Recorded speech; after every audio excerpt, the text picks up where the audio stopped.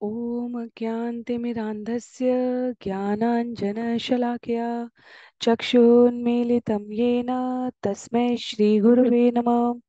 जय श्री कृष्ण चैतन्य प्रभु नित्यानंद श्री अद्वैत गदाधर श्रीवासादि गौर भक्तिवृंद।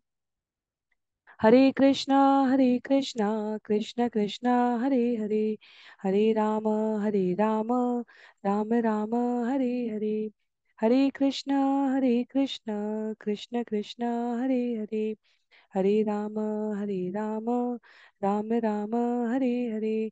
हरे कृष्णा कृष्ण कृष्ण हरे हरे, हरे राम राम राम हरे हरे।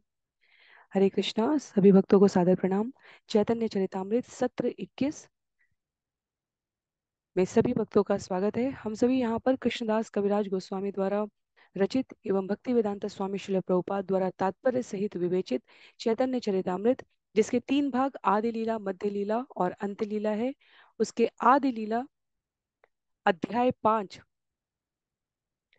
जिसमें चैतन्य महाप्रभु की महिमा का उल्लेख है, उसके भाग 4 में आज के सत्र में श्रवण करने का प्रयास करेंगे। पिछले सत्र की बहुत ही संक्षिप्त पुनरावृत्ति के क्रम में यदि हम स्मरण करें तो नित्यानंद प्रभु के प्रथम 5 स्वरूप के विस्तार को हमने उनके द्वितीय, तृतीय और चतुर्थ स्वरूप विस्तार, जिसे प्रथम पुरुष, द्वितीय पुरुष और तृतीय पुरुष कहा जाता है, कारणोदक्षाय विष्णु, गर्भोदक्षाय विष्णु एवं क्षीरोदक्षाय विष्णु, उनके बारे में श्रवण किया। और जहां हमने सत्र पिछला समाप्त किया था, वहां हम सभी कृष्णदास कविराज गोस्वामी द्वारा शेष अर्थात अनंत के रूप में उनके 5वें स्वरूप विस्तार को श्रवण करना आरंभ किए थे। तो जिनके पास पुस्तक है वो पुस्तक का प्रयोग करेंगे। किस प्रकार से समस्त ब्रह्मांडों का सृजन करने वाले प्रथम पुरुष कारणोदक्षाय विष्णु की स्थिति है, उसके पश्चात प्रत्येक ब्रह्मांड में प्रवेश करने वाले गर्भोदक्षाय विष्णु, जिनकी कमल नाल से ब्रह्मा निकलते हैं और जिन कमल नाल में 14 लोकों, 14 भुवन का क्रम स्थापित किया गया है।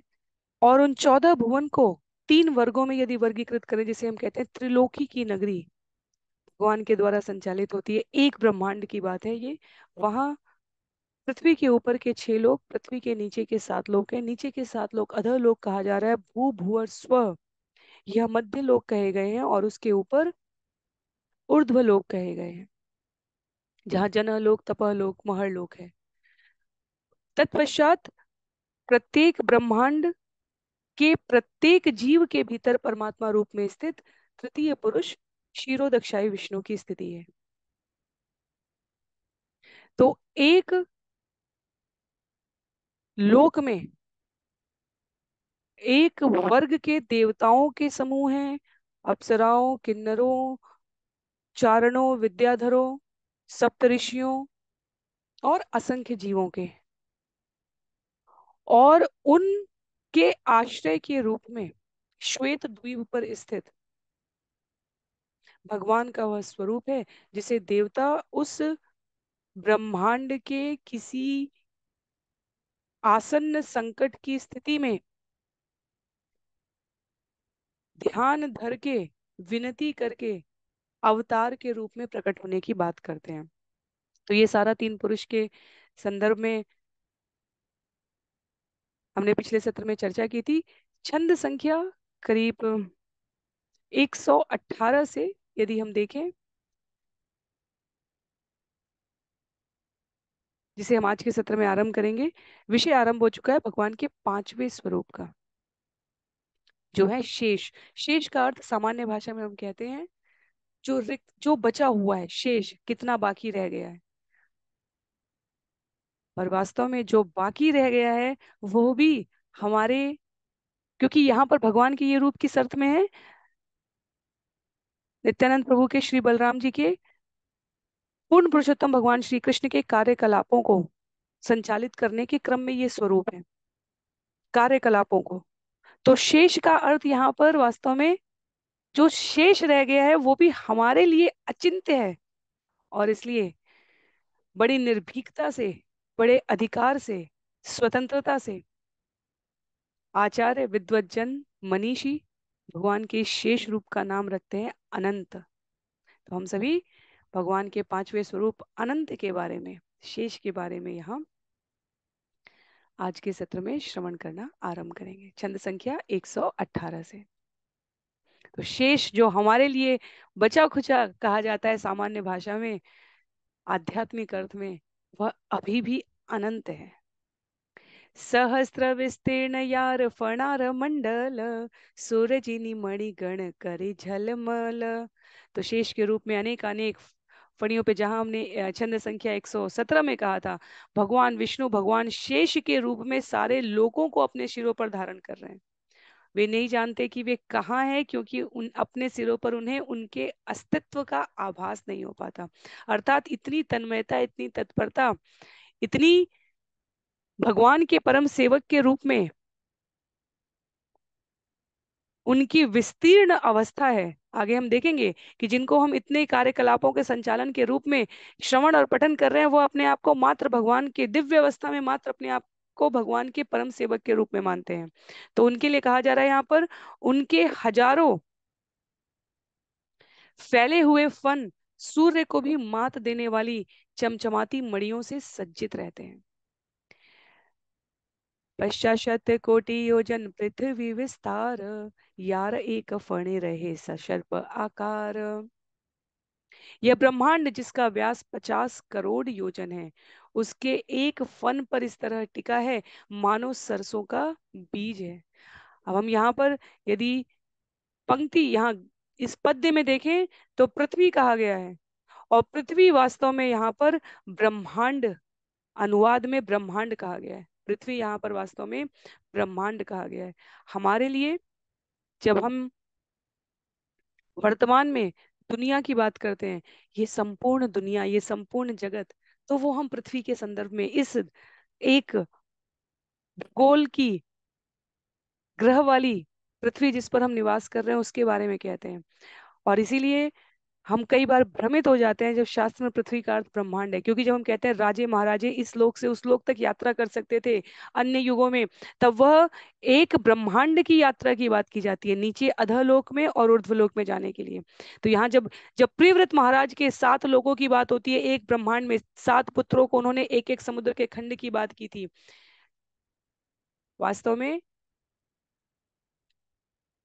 युगों की क्रमिक संख्या के अनुसार सतयुग संपूर्ण ब्रह्मांड, सतयुग के राजाओं द्वारा संपूर्ण ब्रह्मांड में आवागमन था। त्रेता युग में 14 भुवन नीचे और ऊपर आवागमन था। द्वापर के, त्रेता युग के अंत और द्वापर पर मनुष्यों के धराधाम के आवागमन की सीमा, भगवान श्री कृष्ण उपस्थित हुए तो वो लोकालोक तक गए, सत्यलोक को पार करते हुए अर्जुन को लेकर गए थे। और धीरे धीरे ये दृष्टि ऐसी संकुचित हो जाती है कि जब कलयुग की बात की जा रही है तब एक लोक की सीमाओं की बात की जा रही है। और कभी कभी ये मनोविज्ञान की कल्पनाओं में दूसरे ग्रह के प्राणी आ रहे हैं, इस प्रकार की चर्चा कौतूहल का विषय हो जाती है। पर विगत काल में यह यथार्थ सत्य रही है। तो पृथ्वी यहाँ पर ब्रह्मांड को सूचित कर रही है। और इसलिए ब्रह्मांड का जब हमने आकार, लंबाई और चौड़ाई की बात की थी तो वो कहा था समान है, जो करीब 50 करोड़ योजन व्यास है। 50 करोड़ योजन व्यास है। तो त्रिज्या रेडियस, व्यास डायमीटर कहा जा रहा है सर्कल का। तो व्यास अर्थात ब्रह्मांड की यदि हमें वर्ग के आधार पर आकार की नाप करनी हो तो परिधि के रूप में हम जो 2 पाई आर लगाते हैं, गोले की परिधि, सरकमफेरेंस 2 पाई आर लगाते हैं, उसमें 2 आर की संख्या यहाँ पर 50 करोड़ योजन कही गई है। तो 50 करोड़ योजन से जब हम 3.14 का गुणा करेंगे तब जाकर हमें पूरे वर्ग की सर्कल की नाप मिल पाएगी। और यदि केवल केवल उसकी परिधि देखनी है, आकार के लिए 2 पाई आर, और अगर पूरा क्षेत्रफल देखना है तो हमें पाई r² करना पड़ेगा। संख्या यहाँ सिर्फ इस बात का द्योतक है कि एक ब्रह्मांड 1 योजन से 1 करोड़ योजन से 50 करोड़ योजन की बात की जा रही है व्यास के रूप में। और यह ब्रह्मांड उनके एक फन पर इस प्रकार टिका है। यहाँ कहते हैं 50 कोटि योजन पृथ्वी विस्तार, यार एक फणे रहे शप आकार। यह ब्रह्मांड जिसका व्यास 50 करोड़ योजन है, उनके एक फन पर इस तरह टिका है मानो सरसों का एक बीज हो। तो जिसको हम इतने विस्तार में गणित की संख्या के रूप में कहने का आशय यहाँ पर, गणित की कक्षा नहीं थी अभी, तो ये कहना था कि इतना विस्तार उनके फन पर एक सरसों के बीज के समान है। और हम उनको नाम क्या दे रहे हैं उनके 5वें स्वरूप का? ये तो शेष है। प्रमुख कार्य जो था वो भगवान की सेवा में, दिव्य स्थिति में, जिसे हम आगे श्रवण करेंगे विभिन्न रूपों से, ये तो ठीक है। आध्यात्मिक जगत में पूर्णतया भगवान को संतुष्ट प्रसन्न उनकी लीला में सहायता करके भगवान के भौतिक जगत के नियामन संचालन के लिए नित्यानंद प्रभु श्री बलराम जी, जो महासंकर्षण का पूर्ण स्वरूप विस्तार है, कहते हैं ये तो मैं नियंत्रित कर लूंगा, आप चिंता ना करें। तो ये विस्तार शेष रूप में है, और हमारे लिए जो अभी भी अनंत है। श्रील प्रभुपाद कहते हैं तात्पर्य में,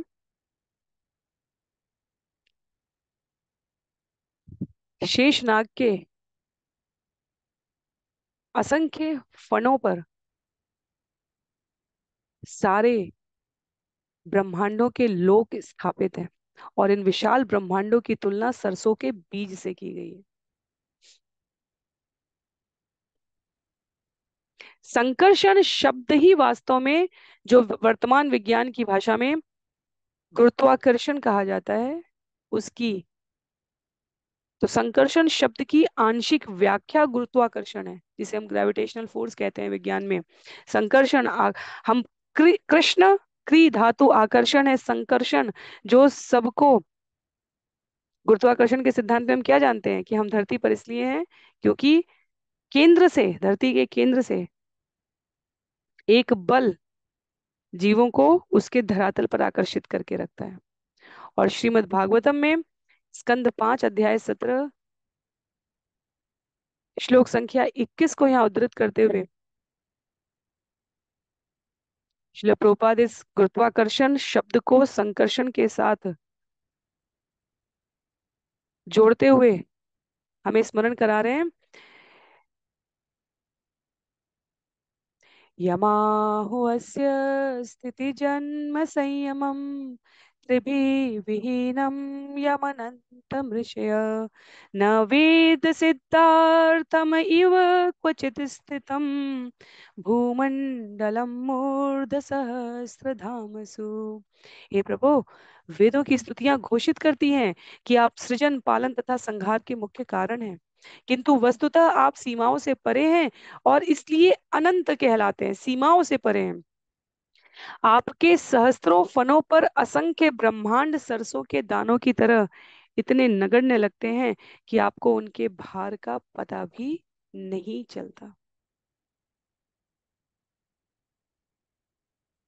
तो अनेकों स्थान पर भगवान के शेषनाग के फनों को अनंत की संख्या में कहा गया है, और उस पर स्थापित ब्रह्मांड सरसों के बीज जैसे बताए गए हैं।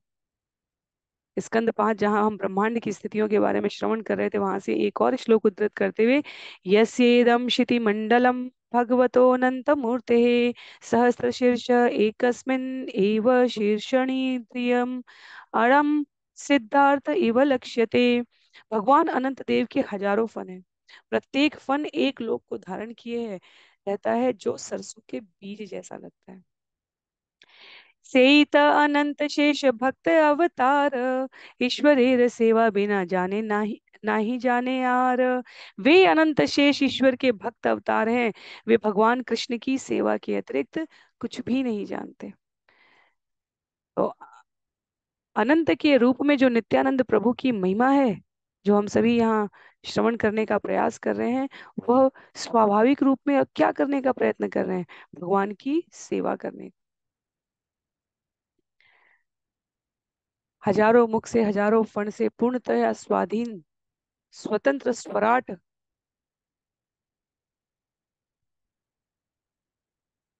शेष जिस जिस रूप में भगवान की लीला में साथ देने आते हैं, रूप में, उस लीला में उन्होंने अपनी दिव्य महिमा का दर्शन कराया है। स्कंद पुराण से इंद्रदेव अपने समक्ष खड़े लक्ष्मण जी की अयोध्या कांड में प्रार्थना करते हुए कह रहे हैं कि कृपया अपने नित्य धाम विष्णु लोक, जहां आपके अंश शेष अपने फनों सहित उपस्थित हैं,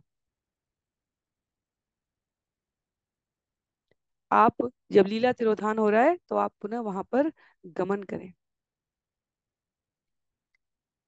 तो ये प्रथम व्यूह के रूप में, द्वितीय चतुर्व्यूह के रूप में, पुरुष के विस्तार के रूप में, और भगवान की लीला में सहायता करने के लिए कभी बलराम, कभी लक्ष्मण और कभी नित्यानंद प्रभु के रूप में, इतने स्वरूपों में एक साथ उपस्थित भगवान के मूल स्वरूप का विस्तार हमारे लिए मार्गदर्शन के लिए क्या संकेत करता है? कोई सोचे कि एक रूप में तो शेषनाग ने ग्रहों को धारण कर रखा है, दूसरा रूप उनका सेवक का भी सैया के रूप में भी है, और इसके पश्चात वो इतने अलग अलग रूपों में भी व्याप्त हैं। ये कैसे संभव है? इन सब को एक शब्द में संकलित किया जाता है, अचिंत्य। इन भौतिक इंद्रियों से यह चिंतन के परे का विषय है। दिव्य रूप में यह स्थिति सहजता से समझ में आती है। भौतिक दृष्टि से समझना हो तो केवल एक ही अनुभव में इसको यदि व्यक्त किया जा सके, तो जैसे मैया, माँ, अपनी जितनी संतान है मानसिक रूप से उन सभी के समीप रहती है। वात्सल्य प्रेम का जो स्वरूप इस जगत में है, सेवक दास से शांत और माधुर्य, जो आध्यात्मिक जगत के ये भक्ति रस है, यह भौतिक जगत में अक्षरशः संबंधों में पालन नहीं किए जा सकते। पर वात्सल्य का जो स्वरूप है वह निकटतम कहा जा सकता है। और उसमें जिस प्रकार माँ का ध्यान, माँ का भाव अपनी समस्त संतानों पर केंद्रित रहता है, वैसे तो वह स्वरूप रूप में एक ही स्थान पर है। तथापि यदि कोई भी संतान चिंताग्रस्त है, कोई भी तकलीफ है, कोई भी रोग व्याधि है, कोई भी अप्रिय घटना है, तो माँ का ध्यान, कहा गया है, तुरंत वहां पर होता है, और संतान को माता पिता द्वारा की गई प्रार्थना शक्ति का आभास पता चलता है। तो भौतिक जगत में स्वरूप से तो एक ही स्थान पर रह सकती है माँ या पिता, तथापि वह चिंत्य स्थिति में, चिंतन की अवस्था में अनेकों स्थान पर व्याप्त होते हैं। आध्यात्मिक जगत के अर्थ में बलराम जी शरीर के रूप में भी अनेक स्थान पर एक साथ व्याप्त रह सकते हैं, इसलिए वह शेषनाग के रूप में ग्रहों को भी संभालते हैं, और शैया के रूप में भगवान को विश्राम स्थल भी प्रदान करते हैं। आचार्य कह रहे हैं यहाँ पर, सहस्त्र वदने करे कृष्ण गुण गान, निरवधि गुण गान अंत नाही पान। अपने 1,000 मुखों से वे भगवान कृष्ण की महिमा का गान करते हैं, किंतु इस प्रकार सदैव गुणगान करते रहने पर भी वे भगवान के गुणों का कभी पार नहीं पाते। तो ये केवल कहा गया है कि सहस्त्र मुखों से सहस्त्र युगों तक जब शेषनाग भगवान की महिमा गाते हैं, तब भी उसका पार नहीं। तुलसीदास जी ने रामचरितमानस में इसको अनेक छंदों में विशद रूप में वर्णित किया है। और भागवतम और भगवत गीता या चैतन्य चरितामृत या हमारे आचार्यों की रचनाओं में इस दृष्टांत को हम स्थान स्थान पर पाते हैं। सनकादि भागवत सुने यार मोखे, भगवान गुण कहे भासे प्रेम सोखे। कहते हैं चारों कुमार उनके मुख से श्रीमद् भागवतम सुनते हैं और भगवत प्रेम के दिव्य आनंद में मग्न होकर उसे दोहराते चलते हैं। शत्र पादुका शय्या उपाधान वसन आराम आवास यज्ञ सूत्र सिंहासन। ये वो श्लोक है जिसको मैं इस अध्याय के आरंभ में कह रही थी। वे निम्नलिखित सभी रूपों को धारण करके भगवान कृष्ण की सेवा करते हैं। जो भगवान का वस्त्र कहा गया है वह अनंत शेष है। जो उनकी तकिया कही गई है, उनका छत्र, उनकी पादुका, उनकी शैया, उनका निवास स्थान, उनका यज्ञोपवीत, उनका सिंहासन, उनकी आराम कुर्सी, ये सभी कुछ अनंत शेष का रूप विस्तार है। पूर्ण पुरुषोत्तम भगवान श्री कृष्ण को सुख पहुंचाने के लिए कहा गया है। एक मूर्ति भेद करी कृष्ण सेवा करे, कृष्ण रशेषता पाया शेष नाम धरे। उन्होंने कृष्ण की दासता की चरम सीमा प्राप्त कर ली है, अतएव वे भगवान शेष कहलाते हैं। वे कृष्ण की सेवा के लिए नाना रूप धारण करते हैं और इस तरह उनकी सेवा करते हैं। तो यदि हम सोचें कि जब भक्ति की नवदा विधि की बात होती है तो हम दास्य रूप में हनुमान जी की बात करते हैं, बलराम जी की बात क्यों नहीं करते? क्योंकि वहां जीव के रूप में, सेवक के रूप में भगवान को प्राप्त करने के लिए कोई ऐसा उदाहरण होना चाहिए जिससे हम अपने आप को संबद्ध कर सके। शेषनाग बलराम नित्यानंद प्रभु भगवान श्री कृष्ण से अभिन्न है। अपनी ही प्रसन्नता के लिए भगवान के मूल स्वरूप का विस्तार इन नाना रूपों में। इसलिए भगवान को जब कोई कृष्ण और राधा के स्वरूप पर, राम और सीता के स्वरूप पर इस जगत में लीला करने के लिए आए, भगवान के इन स्वरूपों पर सस्ता आक्षेप करते हुए कहता है कि भगवान ने अपने लिए, अपनी इच्छा पूर्ति के लिए इस प्रकार के कार्य किए, तो ये आध्यात्मिक दृष्टि से हास्यास्पद हो जाता है। भगवान को स्वयं को सुख देने के लिए किसी बाह्य अन्यत्र संसाधन की आवश्यकता नहीं है। हमें अपने सुखों के लिए भगवान की और भगवान के सामर्थ्य की कृपा की आवश्यकता है। भगवान को अपने आप को सुख देने के लिए किसी अन्य बाह्य माध्यम की आवश्यकता नहीं। और शास्त्र पढ़े तो हमें पता चलता है कि अन्य बाह्य माध्यम कहीं अस्तित्व में है ही नहीं भगवान की इच्छा के बिना। उनकी सैया, उनके वस्त्र, उनकी, उनका छत्र, उनकी पादुका, उनका निवास स्थान, सब कुछ तो वह स्वयं ही है अपने स्वरूप विस्तार में। तो राधा स्वरूप में या सीता स्वरूप में, आ, संबंधों के रूप में, या लक्ष्मण या बलराम पारिवारिक कलह क्लेश के मध्य सहायक के रूप में, ये सभी भगवान के विस्तार हैं। उनकी अपनी स्वयं की क्रिया प्रतिक्रिया आयोजनों के लिए सहायक स्थितियां हैं। अपने स्वयं के स्वरूप विस्तार से अनेकों प्रकार से स्वयं को, इसलिए भगवान सर्वव्यापी, सर्वलोक महेश्वरम, सुहृदय, स्वराट, जितने भी हम शब्द सोच सकते हैं भगवत गीता से, भागवतम से, वो सभी यहाँ पर मूर्तिमान हो रहे हैं। क्योंकि भगवान को भगवान की इच्छा के बिना कोई किसी अन्य अनुभूति में निमित्त बनकर सहायता नहीं कर सकता। हमारी सामर्थ्य नहीं है, हम हैं ही नहीं वास्तव में कुछ। पर हम इतना दुस्साहस करते हैं कि अपने किंचित छद्म ज्ञान के आडंबर में भगवान की लीलाओं पर आक्षेप करने का प्रयत्न कर सकते हैं। कहते हैं यहाँ पर, सेता अनंत यार कही एक कला, हे न प्रभु नित्यानंद के जाने तार खेला।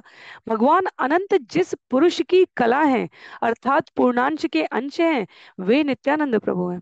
अतएव नित्यानंद प्रभु की लीलाओं को भला कौन जा सकता है। ये सब प्रमाणे जानी नित्यानंद तत्व सीमा, ताहा के अनंत कही की तार महिमा। इन सब प्रमाणों से हम नित्यानंद प्रभु के तत्व की सीमा को जान सकते हैं, किंतु उन्हें अनंत कहने में कौन सी महिमा है। तो अनंत की क्या महिमा है? छंद संख्या 126 से अनंत, जो मैंने आरंभ में आज के सत्र में कहा, शेष है पर अनंत है, ये तो विरोधाभास है, ये तो द्वंद्व युग्म हो गया। शेष कह रहे हैं और अनंत कह रहे हैं। तो अब कृष्णदास कविराज गोस्वामी उस पर समय लगाएंगे। तो छंद संख्या 126 से लेकर 133 तक अनंत के रूप में नित्यानंद प्रभु की जो महिमा है, सभी सभी स्वरूप विस्तार के परम आश्रय के रूप में, उसे हम सभी श्रवण करेंगे। अथवा भक्तेर वाक्य मानि सत्य करी सकल संभवे ताते याते अवतारी। किंतु मैं ऐसे सत्य स्वीकार करता हूँ क्योंकि ये भक्तों का वचन है। वे समस्त अवतारों के उद्गम है, अतः उनके लिए सब कुछ संभव है। तो भगवान क्योंकि अनंत है, तो जो कुछ भी शेष रह गया है वो सब करने के लिए नित्यानंद प्रभु का स्वरूप है। और वो कहते हैं जो कुछ भी शेष है वो मैं करने के लिए उपस्थित हूं। और जो इनफाइनाइट में से, अनंत में से यदि हम कुछ भी घटाएं या बढ़ाएं तो वो अनंत ही रह जाता है। और इसलिए जो कुछ रिक्त है वो भी कितना असीम हो सकता है। इसलिए भगवान का ये पांचवा स्वरूप शेष होते हुए भी अनंत कहा जाता है। कह रहे हैं अवतार अवतारी अभेद ये जाने, पूर्वे ऐसे कृष्ण के हो काहो करी माने। वे जानते हैं कि अवतार तथा समस्त अवतारों के उद्गम में कोई भेद नहीं होता। पहले भगवान कृष्ण विभिन्न लोगों द्वारा विभिन्न सिद्धांतों के संदर्भ में समझे जाते थे। तो हम अनेक घटनास्थली और उत्पत्ति और मूल संबंध के द्वारा भगवान के प्राकट्य को समझते हैं। उसके पश्चात के हो कहे कृष्ण साक्षात नर नारायण, के हो कहे कृष्ण है साक्षात वामन। कह रहे हैं कि कुछ लोग कहते थे कि कृष्ण साक्षात भगवान नर नारायण थे, और कुछ उन्हें वामन देव का अवतार कहते थे। के हो कहे कृष्ण शिरो दक्षाई अवतार, असंभव नहीं सत्य वचन सबार। कुछ लोग भगवान कृष्ण को भगवान शिरोदक्षाई विष्णु का अवतार कहते थे। ये सारे नाम सत्य हैं, कुछ भी असंभव नहीं है। कृष्ण यबे अवतरे सर्वांश आश्रय, सर्वांश आशित बे कृष्ण ते मिलय। जब पूर्ण पुरुषोत्तम भगवान कृष्ण अवतरित होते हैं तब वे समस्त पूर्ण अंशों के आश्रय होते हैं। और इस तरह उस समय उनके सारे पूर्ण अंश उनके साथ मिल जाते हैं। तो जब भगवान, इसीलिए इसीलिए जब हम अध्याय 4 आरंभ कर रहे थे, अध्याय 4 में ये विषय कई बार आया था। जहां हमने ध्यान दिया है तो हमें स्मरण होगा कि जब भगवान ने विचार किया अपने प्राकट्य के, जब भगवान की प्रथम इच्छा, द्वितीय इच्छा और तृतीय इच्छा हम श्रवण कर रहे थे अंतरंग कारणों में, गुह्य कारणों में, तो वहां था कि जब भगवान ने ऐसा विचार करके भक्त रूप में अवतार लेना चाहे, उसी समय युग धर्म के प्रवर्तन करने के लिए जो मनोरथ था वो भी उसमें मिल गया। युग धर्म का प्रवर्तन, कलयुग के युग धर्म का प्रवर्तन क्या है? हरिनाम का प्रचार करना, हरिनाम यज्ञ को जीव धारण कर सके। तो इसलिए वहां पर गुह्य कारण में दो कारण बताए गए। एक तो रागानुग भक्ति का आस्वादन करना, और दूसरा कारण बताया गया था हरिनाम का प्रचार करना। तो जब भगवान अपने पूर्ण स्वरूप में प्रकट होते हैं तो अन्य सभी कारण और हेतु और विस्तार उसमें मिल जाते हैं। इसी को यहाँ पर इस छंद संख्या 131 में कहा गया है। आगे कहते हैं 132 में, यही यही रूपे जाने से ही ताह कहे, सकल संभवे कृष्ण किशु मिथ्या न है। जो जिस रूप में भगवान को जानता है वह उसी रूप में उनका वर्णन करता है। इसमें कुछ गलत नहीं है, क्योंकि कृष्ण के लिए सब कुछ संभव है।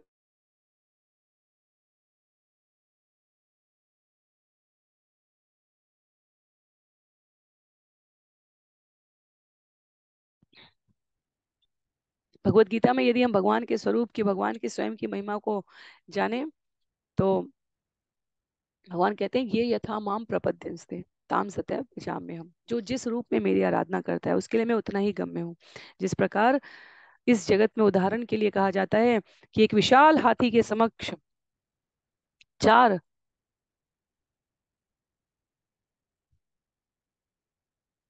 चर्म चक्षु से रहित अर्थात दृष्टिहीन व्यक्तियों को, या चार मनुष्यों की आंखों में पट्टी बांधकर उन्हें, जिन्होंने कभी हाथी ना देखा हो, अनुभव किया हो, उनको छोड़ दिया जाए, तो जिसके हाथ में पूंछ आएगी, जिसके हाथ में पैर आएगा, जिसके हाथ में पेट का मध्य भाग आएगा,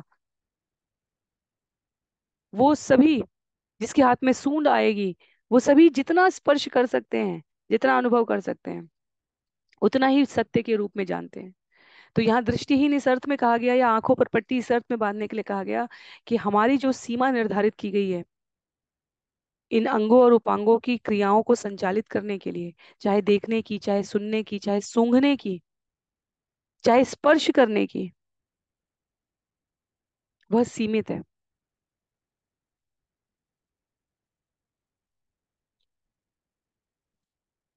और इसलिए भगवान के लिए जिसने जिस रूप में जाना है वो उसी रूप में वर्णन करता है।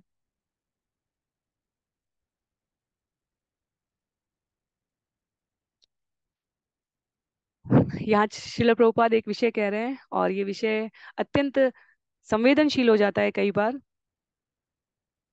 कई बार ये विवाद आता है, सोशल मीडिया पे भरा हुआ है ये विवाद कि पहले हरे कृष्ण कृष्ण कृष्ण हरे हरे है, या पहले हरे राम राम राम हरे हरे है। आध्यात्मिक अर्थ में अनेकों बार इसका स्पष्टीकरण दिया गया है। और श्रील प्रभुपाद कहते हैं अपने इस श्लोक के तात्पर्य में, जो जिस रूप में भजता है वो रूप सही है भगवान के लिए, कोई चिंता की बात नहीं है।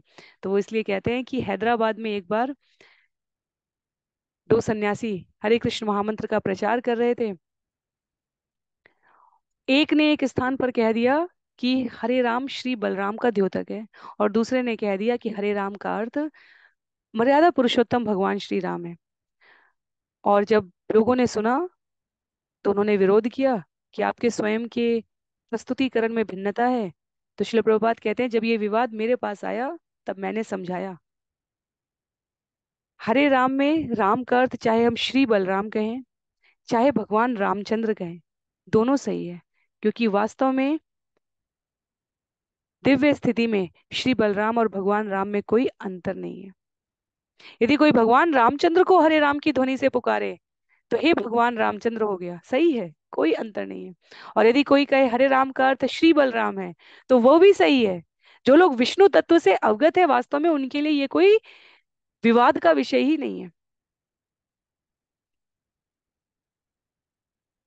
जब हमने लघु भागवतामृत में पिछले सत्र में श्री रूप गोस्वामी जी के द्वारा विशद वर्णन के क्रम में श्रवण किया कि कृष्ण शिरोदक्षाई विष्णु है, परव्योम में नारायण है, वे वासुदेव संकर्षण है, प्रद्युम्न या अनिरुद्ध हैं, और चतुर्व्यूह रूप में इस प्रकार अपना विस्तार कर रहे हैं। तो उनका उद्देश्य ये खंडन करना था कि कृष्ण नारायण से उद्भूत नहीं हुए हैं, नारायण स्वरूप कृष्ण से उद्भूत हुआ है। तथापि ये परम सत्य है कि ये सभी रूप भगवान का विस्तार है। इसलिए राम बलराम है या मर्यादा पुरुषोत्तम श्री राम है, इसमें हमें भ्रमित होने की, अपने विचारों को संकुचित करने की आवश्यकता नहीं है। भगवान श्री कृष्ण संपूर्ण है, मूल संकर्षण कृष्ण से विस्तारित है, सारे अवतार मूल संकर्षण से प्रकट हो रहे हैं। तो हमें इसका अर्थ यह समझना चाहिए कि अपनी परम इच्छा से भगवान श्री कृष्ण की उपस्थिति में भी या प्रकट रूप में उनकी अनुपस्थिति में भी, वैसे तो वो सर्वत्र व्याप्त है, ये विभिन्न अवतार उपस्थित रहते हैं। तो वो समेट लिए गए हैं या वो विस्तारित हैं, हमें इस पर अपना समय व्यतीत करने की आवश्यकता नहीं है। श्रवण पठन स्मरण क्रमबद्ध तरीके से करके ये सभी विस्तार अपने मूल पूर्ण पुरुषोत्तम से उद्भूत होते हैं, प्रकट होते हैं, इसमें कोई संशय नहीं है। तो यहाँ कृष्णदास कविराज गोस्वामी ने यही रूप है, जिस रूप में हम भज रहे हैं बस सही है। अतएव श्री कृष्ण चैतन्य गोसाई सर्व अवतार लीला करी सबारे दिखाई। इसलिए भगवान श्री चैतन्य महाप्रभु ने सबके सामने सभी विभिन्न अवतारों की सभी लीलाएं प्रदर्शित की हैं। हम जब आगे कथाएं श्रवण करते जाएंगे इस पुस्तक में विभिन्न भागों में, तो हमें पता चलेगा उन्होंने नरसिंह देव का रूप दिखाया, उन्होंने मर्यादा पुरुषोत्तम श्री राम का रूप दिखाया है, उन्होंने माता अदिति के भाव में भक्त को वामन देव का रूप दिखाया है। पूर्ण पुरुषोत्तम भगवान श्री कृष्ण का स्वरूप जगन्नाथ रूप में भक्तों को भगवान श्री कृष्ण के स्वरूप के दर्शन हुए हैं। कथाएं हैं ये प्रमाण के रूप में, कोई कपोल कल्पित घटनाओं का संकलन नहीं है।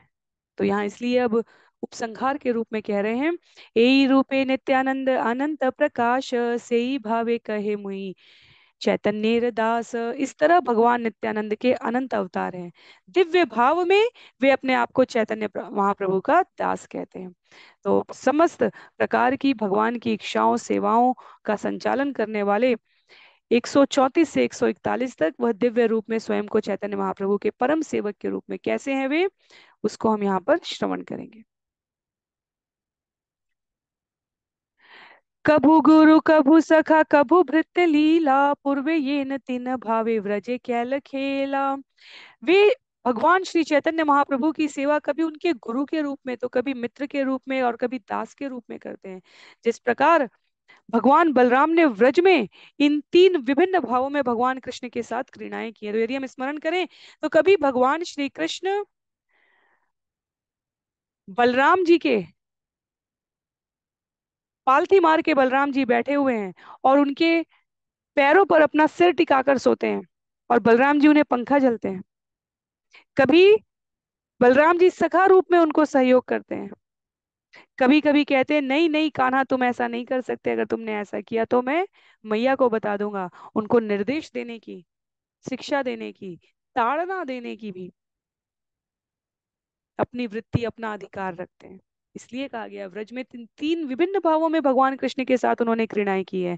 वृष हैया कृष्ण सने माथा माथी रण, कभु कृष्ण करे तार पाद संवहन।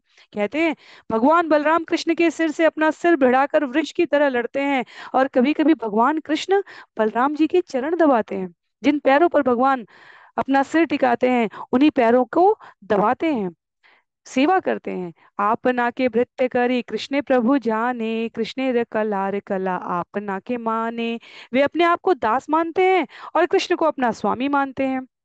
इस प्रकार वे अपने आप को कृष्ण के अंश का भी अंश मानते हैं। वृषायमाणो नर्दन्तो युयुधाते परस्परम, अनुकृत्य ऋतः जन्तुश्चेरतुं प्राकृतो यथा। सामान्य बालकों की तरह एक दूसरे से लड़ते समय वे वृषों की तरह गर्जन कर रहे थे और तरह तरह के पशुओं की आवाजें निकाल रहे थे। तो ये श्रीमद् भागवतम स्कंद 10 अध्याय 11 का श्लोक संख्या है, जहाँ अलग अलग लीलाएं हैं। कहते हैं क्वचित क्रीणा परिश्रांत गोपोत्संगोपबर्हणम, स्वयं विश्राम यर्त्यायम पाद संवाहनादि भी। कभी कभी जब कृष्ण के ज्येष्ठ भ्राता भगवान बलराम खेलने के बाद थक जाते और अपना सिर किसी ग्वाल बाल की गोद में रख देते, तो स्वयं भगवान श्री कृष्ण उनके पांव दबाकर उनकी सेवा करते थे। केयं वा कुत आयाता देवी वा नार्युतासुरी, प्रायो मायास्तु मे भर्तुर्नान्या मे पी विमोहनी। यह योग शक्ति कौन है और वह कहाँ से आई है? वह दैवी है या आसुरी है? यह मेरे प्रभु भगवान श्री कृष्ण की माया शक्ति होगी, क्योंकि उसके अतिरिक्त मुझे और कौन मोहित कर सकता है। ये तब का प्रसंग है जब भगवान की लीला के समय, ब्रह्म विमोहन लीला के समय ब्रह्मा जी को संदेह हुआ। जब उन्होंने देखा कि अरे मैंने तो सारे ग्वाल बाल बछड़ों का हरण कर लिया था, और फिर उन्होंने एक क्षण में, उनके एक क्षण में धराधाम के 1 साल बीत गए। और जब उन्होंने वापस आए व्रजमंडल में देखने के लिए, तो उन्होंने दर्शन किया कि वहां तो सभी ग्वाल बाल उसी रूप में, उसी स्वरूप में उपस्थित हैं, क्योंकि भगवान ने अपने स्वरूप विस्तार में प्रतिस्थापित कर दिया था बछड़ों को, ग्वाल बालों को। तो ऐसे अद्भुत प्रतिकार पर ना कुछ कहे, भगवान ने ब्रह्मा जी को कोई ताड़ना नहीं दी, कुछ नहीं कहा। उन्होंने कहा तुम ये समझते हो कि ये तुम चुरा सकते हो और मेरी परीक्षा ले सकते हो? भगवान ने ऐसे प्रतिकार करते हुए सबको पुनः स्थापित कर दिया। तो कौन सोच रहा है ये? बलराम जी आश्चर्यचकित है, कहते हैं ये सब कुछ तो भगवान लगने लगे हैं। वास्तव में सभी आश्चर्यचकित थे। यदि हम स्मरण करें तो मैया यशोदा कहती है कि पहले जो सब कृष्ण के पीछे जाते रहते थे, वो अब सभी अपने अपने पुत्रों में, गाय अपने बछड़ों में, मैया अपने ग्वाल बालों में उतना ही आकर्षण अनुभव कर रही है जितना वो मेरे कृष्ण में करती थी। मैया को आश्चर्य है, श्री बलराम जी को आश्चर्य है। बलराम जी कहते हैं, क्योंकि उस दिन बलराम जी नहीं गए थे, तो बलराम जी कहते हैं कुछ तो ऐसा घटित हुआ है जो मेरे लिए कौतुक का विषय है। यहाँ श्लोक है, यस्यांघ्रि पंकजरजो अखिल लोकपाले, मौल्युत्तमैर्धृतमुपासित तीर्थ तीर्थम, ब्रह्मा भवोऽहमपि यस्य कला कलाया, श्रीश्चोद्वमेहम चिरम् अस्य नृपासनं क्व। भगवान कृष्ण के लिए सिंहासन का क्या महत्व है? विभिन्न लोकों के स्वामी उनके चरण कमलों की धूल को अपने मुकुटधारी शिरों पर धारण करते हैं। यह धूल तीर्थ स्थलों को पवित्र बनाती है। यहाँ तक कि ब्रह्मा जी, शिव जी, लक्ष्मी और मैं, जो कि उनके पूर्णांशों के अंश हैं, अपने अपने सिरों पर उस धूल को सदैव धारण करते हैं। ये कथा आती है जब कौरव बलराम को अपनी ओर मिलाने के लिए उनकी चापलूसी करते हैं, श्री कृष्ण के बारे में कुछ थोड़ा बहुत अनुचित ऊपर नीचे भला बुरा कहने का प्रयास करते हैं, तब क्रुद्ध होकर भगवान बलदेव ने ये श्लोक कहा है। अध्याय 68 है, यहाँ पर लिखते हैं श्रील प्रभुपाद, स्कंद 10 अध्याय 68 श्लोक संख्या 37 में। तो मूल सेवक की स्थिति में बलराम जी सदैव उपस्थित हैं। एकले ईश्वर कृष्ण आर सब भृत्य, यारे यचे नैछाय से तैचे करे नृत्य। एकमात्र भगवान श्री कृष्ण ही परम नियंता है और अन्य सभी उनके सेवक हैं। वे जैसा चाहते हैं वैसा उन्हें नचाते हैं। भौतिक जगत के और आध्यात्मिक जगत के सेवक शब्द में बहुत भिन्नता है। भौतिक जगत में जब स्वामी और सेवक की बात की जाती है, तब सेवक को अत्यंत निम्न दृष्टि से देखा जाता है। ये समझा जाता है कि उसका अपना स्वयं का कोई अस्तित्व ही नहीं है, जो स्वामी की इच्छा हो। भाव रूप में ये सही है, पर आध्यात्मिक जगत में सेवक और स्वामी की स्थिति भौतिक जगत से सर्वथा विपरीत है। वहां सेवक की सेवा भी भगवान कर रहे हैं, ऐसा नहीं है।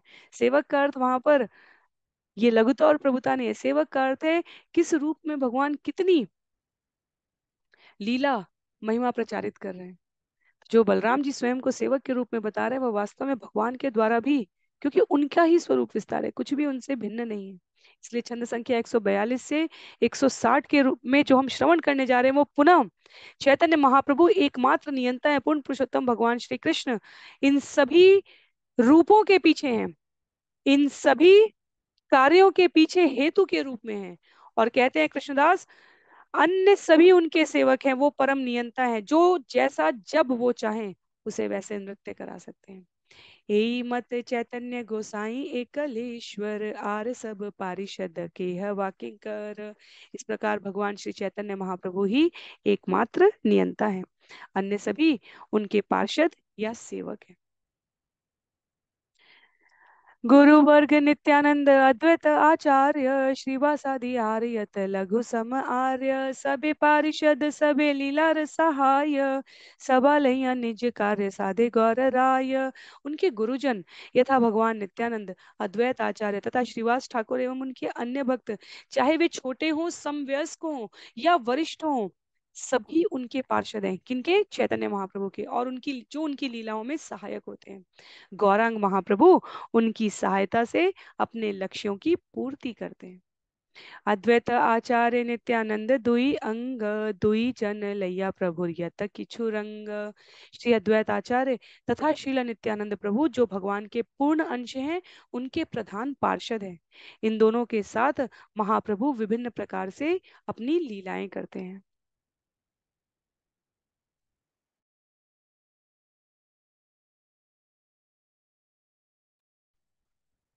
पूर्ण अंश है, यहाँ पर विष्णु तत्व है। नित्यानंद प्रभु के बारे में हम सभी ने श्रवण किया है, और अद्वैत आचार्य के बारे में, क्योंकि मंगलाचरण के श्लोक हैं, अद्वैत आचार्य का जब विषय आएगा तो इसी क्रम में वो कैसे पूर्ण विष्णु तत्व हैं उसके बारे में बतलाया जाएगा। अद्वैत आचार्य गोसाई साक्षात ईश्वर, प्रभु गुरु करी माने तीहों तक किंकर। अद्वैत आचार्य साक्षात भगवान है, यद्यपि श्री चैतन्य महाप्रभु उन्हें अपने गुरु के रूप में स्वीकार करते हैं, किंतु अद्वैत आचार्य भगवान के दास हैं। तो अभी हमें इस पृष्ठभूमि पर इन विषयों को इतने विस्तार में श्रवण करने का अवसर प्राप्त हो रहा है। जब चैतन्य चरितामृत में कथा आएगी, तो कथा अपनी गति से बढ़ती चली जाएगी, और तब हमें इन पात्रों के नामों को, अद्वैत आचार्य को, श्रीवास ठाकुर को और अनेकानेक अन्य भक्तों को स्मरण करने का, तब हमें वापस इन अध्यायों पर आना पड़ता है, ये जानने के लिए, ये स्मरण कराने के लिए स्वयं को, कि वास्तव में कौन कौन थे, किससे, किस परंपरा से, किस शाखा प्रशाखा से कौन उद्भूत हुआ था। तो अभी जब ये नाम आ रहे हैं अद्वैताचार्य, अभी हमें इतना समझना है, ये भगवान के पूर्ण अंश हैं, और वह आयु में बड़े थे लीला में चैतन्य महाप्रभु से, इसलिए चैतन्य महाप्रभु उनको गुरु के रूप में, पिता के रूप में सदैव मान देते थे। क्योंकि अद्वैत आचार्य को हमने पहली बार कहाँ श्रवण किया है? जब बाह्य कारण अध्याय 3 जब समाप्त हो रहा था तब हमने वहाँ अद्वैत आचार्य का नाम श्रवण किया था कि वह भगवान को आवाहन करते हैं अब धराधाम पर आने के लिए। तो शालिग्राम की सेवा वह गंगा जल और तुलसी दल से कर रहे थे। अद्वैत आचार्य चैतन्य महाप्रभु के गुरु, यहाँ तात्पर्य में लिखते हैं श्रील प्रभुपाद, गुरु ईश्वरपुरी के समकक्ष रहे हैं। तो ईश्वरपुरी जिनसे चैतन्य महाप्रभु ने अपनी दीक्षा लिया, प्रथम दीक्षा के बारे में बतलाया जाएगा, ईश्वरपुरी और अद्वैत आचार्य दोनों के गुरु माधवेंद्रपुरी थे। तो इस प्रकार से अद्वैत आचार्य को चैतन्य महाप्रभु सदैव गुरुवत आदर देते थे, क्योंकि वो और चैतन्य महाप्रभु के गुरु ईश्वरपुरी दोनों गुरु भाई हो गए, वो समान थे। तो एक प्रकार से सामाजिक और व्यवहारिक दृष्टि से अद्वैत आचार्य चैतन्य महाप्रभु से भी श्रेष्ठ हैं। पर स्थान स्थान पर हम देखेंगे अंतरंग लीलाओं में समाज के समक्ष नहीं, तथापि अपनी मूल स्थिति में अद्वैत आचार्य वास्तव में अपने आप को श्री चैतन्य महाप्रभु का सेवक, उनके आश्रित समझते हैं, उसी प्रकार का व्यवहार करते हैं। प्रकट रूप में चैतन्य महाप्रभु सदैव अद्वैत आचार्य को गुरु के पद पर स्थापित करके उनका मान करते हैं। छंद संख्या 148 में कहते हैं, आचार्य गोसाई तत्व नाया कथन कृष्ण अवतारी ये हो तारी लभुवन। मैं अद्वैत आचार्य के तत्व का वर्णन नहीं कर सकता। उन्होंने कृष्ण का अवतरण कराकर सारे विश्व का उद्धार किया है। नित्यानंद स्वरूप पूर्वे हई या लक्ष्मण लघु भ्राता हया करे रामे रसेवन। अब एक अन्य वृत्तांत है जिसे यहाँ पर बता रहे हैं। कहते हैं भगवान नित्यानंद स्वरूप पूर्व जन्म में लक्ष्मण के रूप में प्रकट हुए थे और उन्होंने भगवान रामचंद्र की सेवा उनके छोटे भाई के रूप में की थी। तो ये प्रासंगिकता यह बतलाने के लिए है कि वास्तव में कोई भिन्नता नहीं है बलराम, राम, नित्यानंद, इन सभी में। रामेर चरित्र सब दुखेर कारण स्वतंत्र लीलाय दुख सहे न लक्ष्मण। कहते हैं भगवान राम के कार्यकलाप दुखों से भरे थे, किंतु लक्ष्मण ने स्वेच्छा से उस दुख को सहन किया। और हम स्थान स्थान पर देखेंगे इस बात को। ये जगत में घोषित किया जाता है कि भगवान राम ने माता सीता का त्याग किया था, पर उनको वहां छोड़ने के लिए लक्ष्मण गए थे। वाल्मीकि जी और तुलसीदास जी अश्रु क्रंदन करते हैं जब ये विषय आता है माता सीता को गर्भावस्था में वाल्मीकि के आश्रम में छोड़ने जाने के लिए। भगवान के सामने लक्ष्मण जी रोते हुए कहते हैं कि मैं अपना मस्तक धड़ से अलग करके आपके चरणों में रख देता हूँ, पर मुझे ऐसी कठिन सेवा मत दीजिए। माता सीता को दूर करने की अनेक अवसरों पर वनवास श्री राम को हुआ था, लक्ष्मण स्वेच्छा से जाते हैं। तो कहने के लिए हमें दिखता है कि भगवान श्री राम के जीवन में अनेकानेक दुख रहे, तथापि उन दुखों का वहन, उन दुखों का वरण स्वेच्छा से श्री लक्ष्मण जी ने किया था। कभी राम कथा के अवसर पर ये विषय विस्तार में प्रस्तुत किए जाएंगे ईश्वर की कृपा से। तथापि यदि हम स्मरण करें तो लक्ष्मण सदैव राम कथा में वास्तव में जितना माता सीता सहन कर रही हैं, जितना भगवान राम धीर गंभीर अवस्था में दिखा रहे हैं, लक्ष्मण अव्यक्त अवस्था में उससे कम दुख नहीं सहन करते। परशुराम के रूप में क्रोधित शब्दों के तीर छोड़े जा रहे हैं राम के ऊपर, लक्ष्मण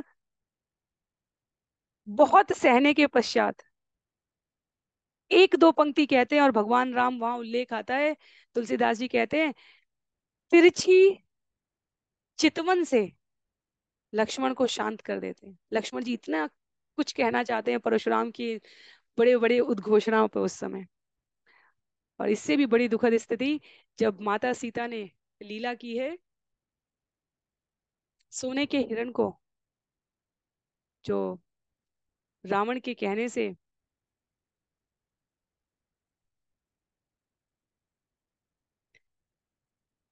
जब उससे पहले भी वास्तव में उससे पहले की भी कथा है राम कथा में। तथापि जब मारीच, जिसको एक बार विश्वामित्र के यज्ञ में राम और लक्ष्मण एक मारते नहीं है मारीच को, क्योंकि भगवान को ज्ञात है कि मारीच अभी लीला में आगे भी आने वाला है, तो भगवान एक तीर मार के उसे बहुत दूर छोड़ देते हैं। और वही मारीच जब रावण के द्वारा ये कहे जाने पर कि मैं राम को नुकसान पहुंचाने, सीता का हरण करने आया हूं, मेरी सहायता करो, मारीच ने वास्तव में रावण के ऊपर क्रोध किया है। पर रावण कहता है यदि तुम वहां नहीं मरना चाहते हो तो मैं अभी तत्क्षण मार देता हूँ। और तब मारीच ने विचार किया था कि रावण के हाथों मरने से अच्छा है कि भगवान राम के हाथों को से मैं गति प्राप्त करूं। और तब मारीच, जब भगवान ने तीर छोड़ा है तो मरने से पहले उस मारीच ने हा सीते कहकर आवाज की थी। और उस ध्वनि को सुनकर माता सीता, जिनको लक्ष्मण के संरक्षण में छोड़कर भगवान राम गए थे, उस ध्वनि को सुनकर माता सीता ने लक्ष्मण से कहा कि शीघ्रता से जाओ, ऐसा प्रतीत होता है कि तुम्हारे बड़े भ्राता संकट में हैं। और लक्ष्मण कह रहे हैं माते, आप चिंता न करें, भगवान राम को कुछ नहीं होगा। और वहां पर कटु वचन, क्योंकि लीला है, क्योंकि घटना को संपादित किया जाना है, पर संबंधों की गरिमा और वरीयता का इतना क्लिष्ट कठिन चित्रण है कि माता सीता वहां पर आक्षेप करती हैं लक्ष्मण पर कि ऐसा प्रतीत होता है कि अपने भाई की अनुपस्थिति में तुम्हारे मन में मेरे प्रति विकार उत्पन्न हो गया है, इसलिए तुम राम को संकट में, उनकी आवाज सुनकर राम को संकट में जानकर भी उनकी सहायता करने के लिए नहीं जा रहे हो। इससे अधिक मर्म भेदी वाक्य लक्ष्मण को उस समय भी शायद नहीं लगा होगा जब मेघनाद ने सीधे उनके वक्षस्थल पर तीर से प्रहार किया था। और इससे भी अधिक कष्टदायक स्थिति तब थी जब इन असहनीय वचनों को सुनकर लक्ष्मण माता सीता को छोड़कर भगवान के पास पहुंचते हैं और वहां देखते हैं कि भगवान तो सुरक्षित है, मारीच मारा गया, और भगवान वहां कहते हैं तुम सीता को छोड़कर क्यों आ गए। ऐसा प्रतीत होता है कि तुमने बड़े बड़े भाई के वचनों की उपेक्षा करना सीख लिया। तो जब माता सीता के पास थे तो उन्होंने कहा है, जब भगवान राम के पास जाते हैं तो वो कहते हैं। और जब वास्तव में भगवान राम लौट कर आते हैं और माता सीता वहां नहीं है, क्योंकि वहां रावण ने उस प्रकार से अपहरण किया है, तब भगवान को एक एक लता पता पुष्प पत्ती से सीता का सीता की कुशल क्षेम के बारे में पूछते हुए भगवान राम को क्रंदन करते हुए देखकर लक्ष्मण की क्या स्थिति रही है। इसलिए यहाँ पर विषय कहीं और न जाए, पुनः कृष्णदास कविराज गोस्वामी जी के इस कथन पर आते हैं कि वैसे तो राम के कार्यकलाप दुखों से भरे थे, पर लक्ष्मण ने स्वेच्छा से उस दुख को सहन किया था। आगे कहते हैं, निषेध करीते नारे याते छोटे भाई, मौन धरी रहे लक्ष्मण मने दुख पाई। छोटे भाई के रूप में वे भगवान राम को उनके संकल्प से नहीं रोक सके, अतएव वे मौन रहे, भले ही मन वे दुखी थे। कृष्ण अवतारे ज्येष्ठ हेला सेवा कारण, कृष्ण के कराइल नाना सुख आस्वादन। इसलिए जब भगवान कृष्ण प्रकट हुए तो वे बलराम उनकी मन भर के सेवा करने एवं सभी प्रकार के सुखों का भोग कराने के लिए उनके बड़े भाई बने। उन्होंने कहा छोटे भाई के रूप में मैं आपकी आज्ञा का उल्लंघन नहीं कर सकता था, आपके किसी भी आदेश को मैं अनुत्तरित रहकर, उत्तर ना देते हुए स्वीकार करने के लिए बाध्य था। अब मैं बलराम के रूप में प्रकट होऊंगा, बड़े भाई के रूप में आऊंगा, और तब तुम मेरी सेवा भी स्वीकार करोगे। और सेवा के रूप में क्या है, आदेश को सेवा के रूप में कह रहे हैं, क्योंकि तुम पिछले जन्म में ये कह कह के कि बड़े भाई की आज्ञा का पालन नहीं करोगे, तो कम से कम एक रूप में मैं ये कहता रहूंगा कि बड़े भाई। और उसके बाद एक रूप नहीं आता है, नित्यानंद प्रभु भी के रूप में भी वास्तव में वे बड़े हैं यहाँ पर। कहते हैं कृष्णदास कविराज गोस्वामी, उम्र में, आयु में नित्यानंद प्रभु ने अलग स्थान पर जन्म लिया है, प्रकट हुए हैं, और गौरांग महाप्रभु अलग स्थान पर, हमें पता चलेगा आगे। यहाँ कह रहे हैं, राम लक्ष्मण कृष्ण रामे अंश विशेष, अवतार काले दोहे दोहाते प्रवेश। श्री राम तथा श्री लक्ष्मण जो क्रमशः भगवान कृष्ण तथा बलराम के पूर्ण अंश हैं, कृष्ण तथा बलराम के आविर्भाव के समय उनमें प्रविष्ट हो गए। तो परम नियंता तो स्वयं पूर्ण पुरुषोत्तम भगवान श्री कृष्ण गौरांग महाप्रभु हैं, तथापि अपने इन विभिन्न रसों को, भावों को आस्वादित करने के लिए वह इस प्रकार बलराम, लक्ष्मण, अनंत शेष, इन सभी रूपों में अपने को व्यक्त कर रहे हैं।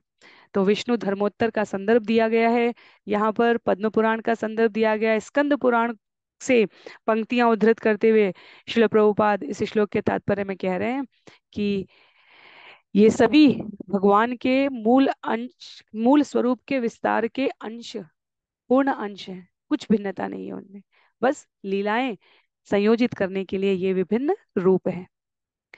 सेई अंश लैया ज्येष्ठ कनिष्ठ अभिमान, अंशांशी रूपे शास्त्रे कर ये व्याख्यान। कृष्ण तथा बलराम छोटे और बड़े भाई के रूप में प्रकट होते हैं, किंतु शास्त्रों में उन्हें आदि भगवान तथा उनका अंश बतलाया गया है।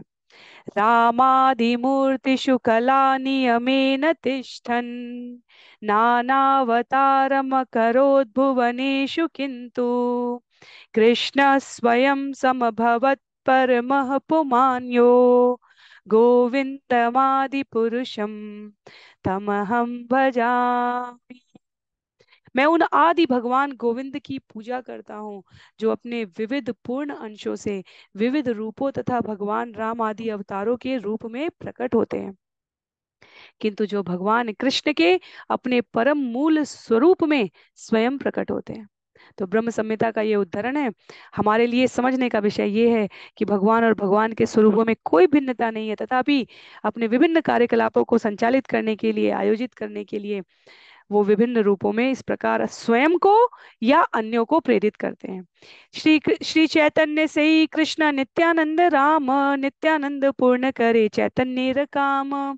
कहते हैं भगवान चैतन्य ही भगवान कृष्ण है और श्री नित्यानंद भगवान बलराम है। भगवान नित्यानंद श्री चैतन्य महाप्रभु की सारी इच्छाओं को पूर्ण करते हैं। नित्यानंद महिमा सिंधु अनंत अपार, एक कणा स्पर्शी मात्र से कृपाताहार। भगवान नित्यानंद की महिमाओं का सागर अनंत और अगाध है, केवल उनकी कृपा से ही मैं इसकी एक बूंद का स्पर्श कर सकता हूँ।